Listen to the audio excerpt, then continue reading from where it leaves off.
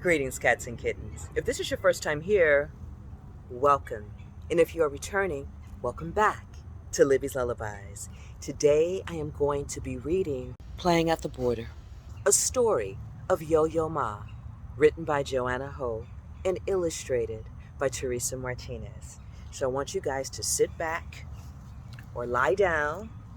Either way, enjoy the story.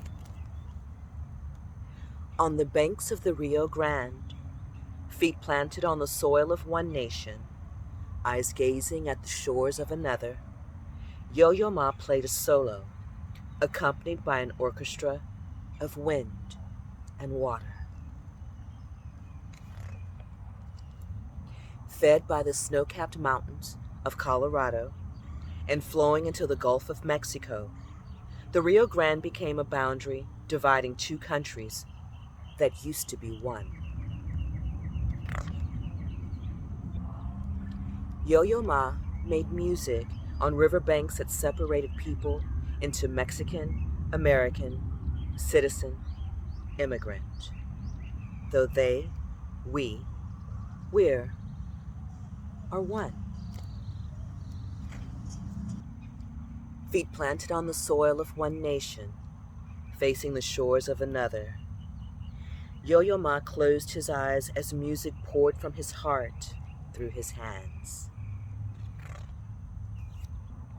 He was a prodigy who chose the cello because the double bass was too big, and he played Bach, but could barely see above the kitchen table.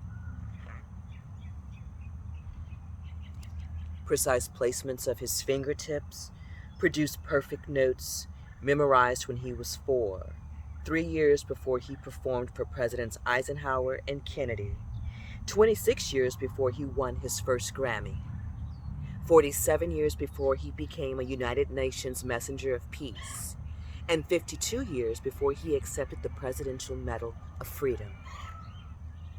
Born in France to Chinese parents and raised in the United States, Yo-Yo Ma challenges convention and weaves worlds together. He designed a garden set to song, united musicians across the Silk Road, and translated classical sounds into hip-hop movements.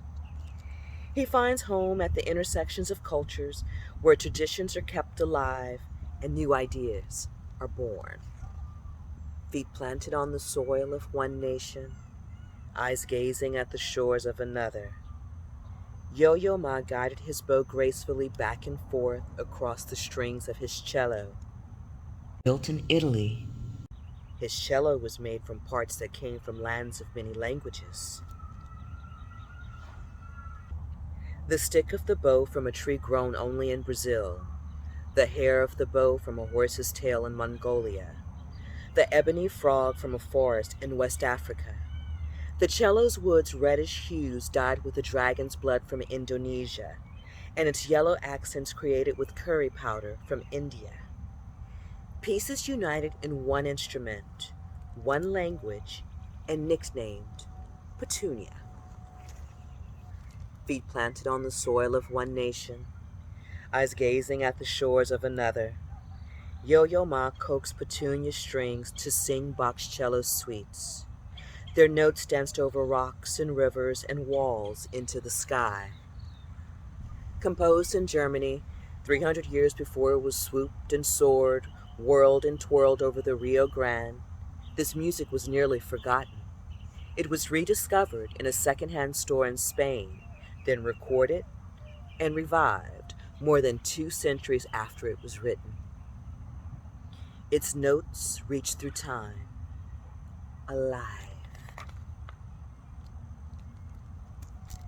Fingers flying over 4 strings, Yo-Yo Ma made improbable melodies, a harmony of notes, a symphony of sound from a single cello.